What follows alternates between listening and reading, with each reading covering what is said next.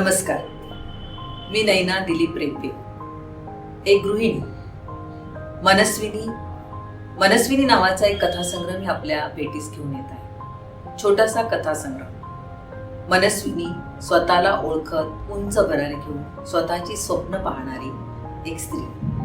स्त्रीची वेगवेगळी रूपं नव्या जुन्या पिढीतील दाखवण्याचा माझा एक छोटासा प्रयत्न. आणि हो मैत्रिणी, या छोट्या कथांना तुम्ही लाईक शेअर करावा अशी माझी नम्र विनंती. आणि अर्थातच आपण सुरुवात करूया माझ्या या कथांना. आणि तुमच्या प्रतिसादाची मला अपेक्षा असेल.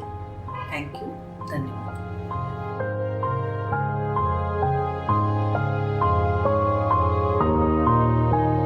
चला तर मग सुरू करूया. कथेचं नाव आहे गुंजा. आज बऱ्याच दिवसांनी मी बेळगावला आले होते. सुरुवातीला काही दिवस ॲडजस्ट होत वेळ गेला होता, पण आता मात्र माझ्याकडे भरपूर निवांत वेळ होता. संध्याकाळची वेळ तर फारच सुंदर वाटत होती. आकाशात ढगांची नवीन रूपं पाहायला मिळत होती. कधीतरी अचानक आभाळ गच्च भरून पाऊस दाटून येत होता. जणू एखादी विरहणी आपलं मन मोकळं करून टाकावी तशी मी देखील त्या मोकळ्या जागेत हवेत फिरायला जायला लागले होते. मोरांच्या सहवासात निसर्गाची काही नवीनच ओळख मला होत होती.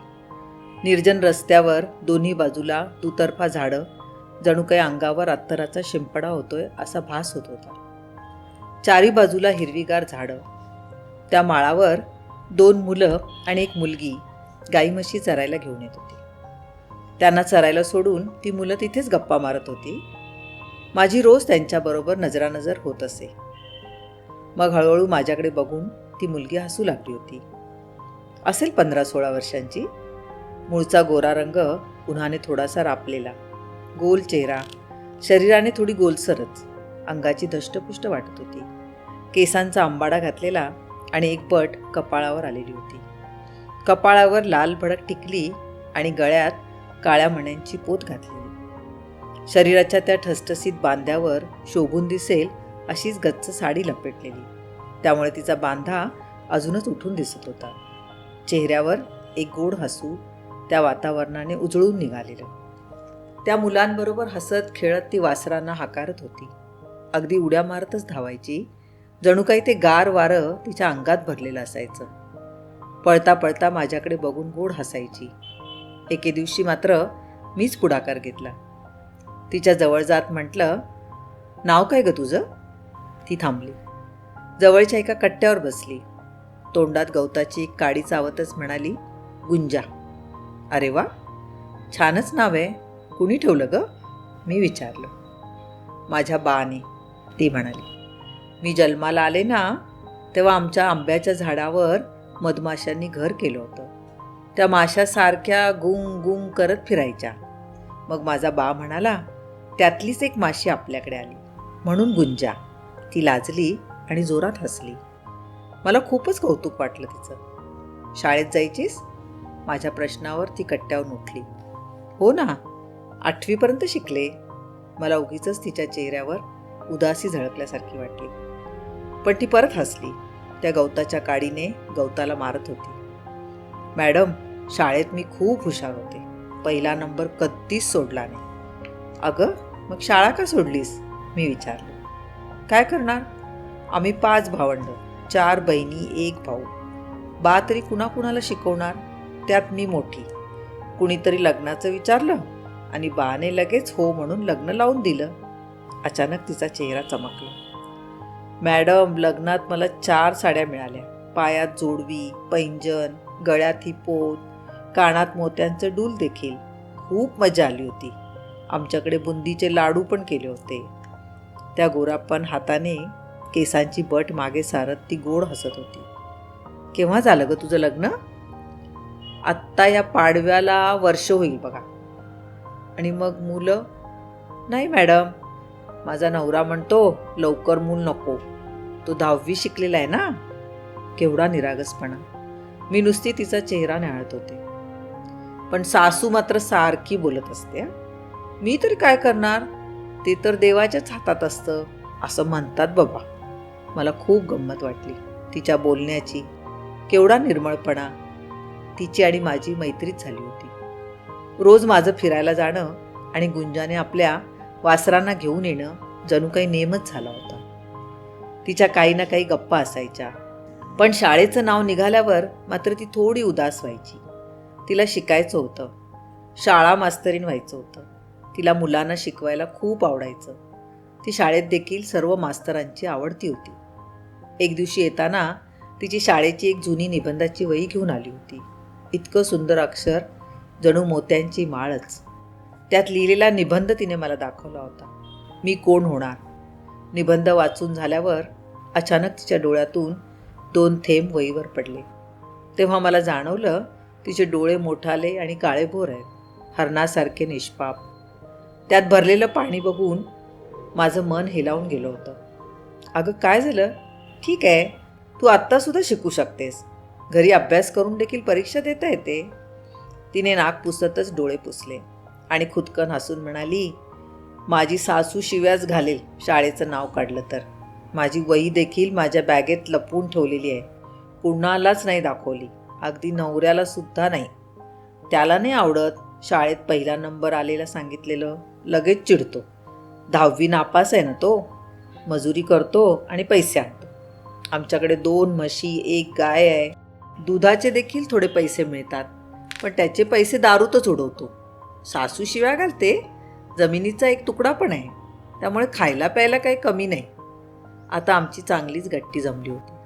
कधीतरी मी आकाशातल्या रंगाची उधळण बघत बसायचे आणि गुंजा मला विचारायची, मॅडम, कृष्ण असाच असेल का हो? काळ्या निळ्या रंगाचा, देखणा. मला सारखं वाटतं आकाशात बघितल्यावर, आणि म्हणूनच गोरीपान राधा त्याच्या प्रेमात पडली असेल. मला भारीच कौतुक वाटलं तिच्या विचारण्याचं. तुला बरंच माहिती आहे की राधाकृष्णाविषयी, मी म्हटलं. हो, मी वाचते ना पुस्तकात. मला खूप आवडतं बघा वाचायला. आज मलासुद्धा त्या रंगात कृष्णाची रंगाची छटा दिसत होती. म्हणूनच राधा भाळली असेल असं उगीचच वाटलं. नंतर 2-4 दिवस माझ्या बाहेर जाण्यामुळे माझं फिरणं झालं नव्हतं. पण परत आल्यावर मी फिरायला जायला लागले. पण गुंजा दिसत नव्हती. त्या मुलांना बघितल्यावर मी त्यांना विचारलं, गुंजा कुठे आहे? घरीच आहे. आजारी आहे म्हणतात, आलीच नाही आठवडाभर. मला उगीचच काळजी वाटायला लागली. काय झालं असेल? मनाला हुरहुर लागून राहिली होती. पण नंतर लगेच 2 दिवसांनी मला गुंजाचा आवाज ऐकू आला. मला बघताच ती धावतच माझ्याजवळ आली. चेहरा उतरलेला, डोळे थोडे निस्तेजच वाटत होते. माझ्या अगदी जवळ येऊन पटकन तिने माझा हात धरला. मॅडम असं म्हणत ती खुदकन हसली आणि लाजली देखील. त्या निस्तेजपणामध्ये सुद्धा गोडवा होता. काय गं, बरं नव्हतं ना तुला? काय झालं होतं गं? मी काळजीच्या सुरात तिला विचारलं. हो ना मॅडम, बऱ्याच उलट्या झाल्या, ताप देखील आला होता. मग डॉक्टरकडे नेलं होतं माझ्या नवऱ्याने. त्यांनी सांगितलं मला बाळ होणार आहे. तिच्या चेहऱ्याची लाली, तिचा आनंद लपत नव्हता. एकटीच हसत आकाशाकडे बघत होती. मला मात्र तिच्याकडे बघून काळजी वाटायला लागली. एवढीशी पोर, हिला काय समजत होतं आई? पण शरीराची पूर्ण वाढ देखील झाली नसेल. अगं पण तुम्हाला, तुझ्या नवऱ्याला लगेच नको होतं ना? मी थोडं चाचपडतच विचारलं होतं. ते आपल्या हातात नसतं मॅडम, ती निरागसपणे बोलली. ते देवाच्याच हातात असतं सगळं. माझी सासू तर लई खुश आहे बघा. काय बोलावं मला समजत नव्हतं. एवढीशी पोर आई होण्याच्या कल्पनेने हुरळून गेली होती. साडीचा कोपरा हातात गुंडाळत ती मनातल्या मनात हसत होती.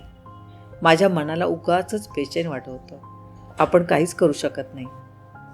एवढासा त्या पोरीचा जीव. मी तशीच उठून निघाले होते. त्यानंतर मी पुण्याला परत आले होते. कधीतरी मला गुंजा आठवत होती. तिचे निरागस निष्पाप डोळे, कशी असेल. एकदा मी माझ्या नवऱ्याला फोनवर विचारलं होतं, ती जनावरं चरायला आणणारी मुलं येतात का हो? माझ्या नवऱ्याने एवढं कधीच लक्ष दिलं नव्हतं, म्हणून त्याने तो विषय तिथेच संपवला. 3-4 महिन्यानंतर मी पुन्हा बेळगावला आले होते. मला कधी एकदा गुंजाला भेटते असं झालं होतं. दुसऱ्याच दिवशी मी संध्याकाळ होण्याची आतुरतेने वाट पाहत होते. जनावरांचा आवाज येताच मी धावत पळत बाहेर पोचले. ती 2 मुलं दिसली, परंतु गुंजा नव्हती. मला बघताच ती मुलं माझ्याकडे पळत आली. मॅडम कधी आलात? गुंजा तुमची लई वाट बघत होती. वाट बघत होती? म्हणजे ती काय माहेरी गेली का? मी विचारल्यावर दोन्ही मुलांनी नकारार्थी मान डोलावली. मग कुठे आहे गुंजा? मी घाबरतच विचारलं. मॅडम, गुंजा देवाघरी गेली. काय? असं म्हणतच मी खाली बसले. अरे पण केव्हा? मला का नाही कळवलं? साहेबांना तरी सांगायचं. माझ्या प्रश्नांचा भडीमार चालला होता. ती मुलं गोंधळून निशब्द झाली होती. त्यांना कळत नव्हतं काय बोलावं. कुठे आहे गुंजाचं घर? मला घेऊन जाल का? हो म्हणत त्या मुलांनी मान डोलावली. उद्या सकाळी आम्ही येतो तुम्हाला न्यायला. ठीक आहे म्हणत मी जड पावलाने घरी परतले. माझं मन कशातच लागत नव्हतं. गुंजाचा गोंडस चेहरा माझ्या नजरेसमोरून जात नव्हता. मला जेवणाची देखील इच्छा नव्हती. माझ्या नवऱ्याने 1-2दा विचारलं देखील, बरं वाटत नाही का? प्रवासाने दमली असशील, आराम कर. नाही हो, तुम्हाला एकदा फोनवर विचारलं होतं मी, मुलं येतात का? तुम्हाला काही कळलं का? नाही, ती मुलं रोज येतात, त्यात काय विशेष? अहो त्यात एक मुलगी होती, ती आता नाही म्हणतात. अगं कुठेतरी बाहेर गेली असेल, येईल ना, त्यात काय एवढं? नाही हो, ती आता या जगातच नाही. ओ सो सॅड म्हणत माझा नवरा परत आपल्या फोनवर बिझी झाला होता. मला तर रडू यायचं बाकी होतं, पण त्याला कसं कळणार होतं? दुसऱ्याच दिवशी ती मुलं सकाळीच मला न्यायला आली होती. मी तर त्यांची वाटच बघत होते. मी जाऊन येते असं नवऱ्याला सांगून मी गडबडीने गाडी काढली होती. ती मुलं रस्ता दाखवत होती. साधारण 1.5 किलोमीटर अंतरावरच त्यांची वस्ती होती. छोटं खेडच होतं ते. गुंजाच्या घरासमोर गाडी येताच तिचा नवरा बाहेर आला होता. साधारण 25-30 वर्षाचा असेल. आणदांडच वाटत होता, बुटकासा, तब्येतीने धष्टपुष्ट, मिशा राखलेला, डोळे थोडेसे तारटलेलेच वाटत होते. माझ्या जवळ आल्याबरोबर दारूचा एक भपकारा माझ्या चेहऱ्यावर आला होता. काय झालं मॅडम? या पोरांनी काही त्रास दिला का? गुंजा कशाने गेली? मी साचपडत विचारलं. ती होय, गेली ती. ते गरोदर पण नाही झेपलं. तो बेफिकीरपणे बोलत होता. म्हणजे काय झालं होतं तिला? मी विचारलं. माहीत नाही, 4था का 5वा महिना होता. घरात ती कामं तर करावीच लागतात ना. मग काय झालं कोण जाणे. पोटात दुखू लागलं होतं. एवढं बोलत होता तेवढ्यात त्याची आई आतून बाहेर आली. डोळ्याला पदर लावत लई गुणाची पोर म्हणून तिने सूर काढला होता. पण झालं तरी काय होतं? मी पुन्हा विचारलं. तिची सासू डोळे पुसतच म्हणाली, काय सांगू मॅडम, पोटात दुखतंय म्हटली म्हणून डॉक्टरकडे घेऊन गेले होते. बरीच होती त्याआधी. डॉक्टर म्हणाली, अशा अवस्थेत नवऱ्याने काळजी घ्यायला हवी. वय खूपच लहान आहे, गर्भाला धक्का लागू शकतो. आता तुम्ही सांगा, या दारुड्या लेकाला मी किती सांगायचं आणि कसं सांगायचं? अशा अवस्थेत तिला माहेरी सोडून ये म्हटल्यावर त्याला बी तयार नव्हता. रोज दारू पिऊन यायचा. मी काय करावं? कामं करायची, ह्याला रोज जेवण करून खायला घालायची. आणि शेवटी नको तेच झालं बघा. त्या रात्री अंगावर धो धो जाय लागलं. पोरगी पांढरी फटफटीत पडली होती, पण या मुडद्याला त्याचं काही सुखदुःख नव्हतं. आणि शेवटी पहाटे पहाटे आई आई असं कळवळतच पोरगीने प्राण सोडला बघा. त्या शरीरात काय बी शिल्लक राहिलं नव्हतं. नुसता हाडांचा सापळा झाला होता. तुमची मात्र सारखी आठवण काढत होती. मॅडम यायला पाहिजेत म्हणत होती. काय नातं होतं तुमच्याबरोबर माहीत नाही. ही एक वही तुम्हाला द्यायला सांगितली होती. मी थरथरत्या हाताने ती वही घेतली. तिची निबंधाची वही. मोत्यांच्या अक्षरात नाव लिहिलेलं गुंजा. माझ्या डोळ्यातून पडणारे अश्रू त्या नावावर टप टप पडतच होते.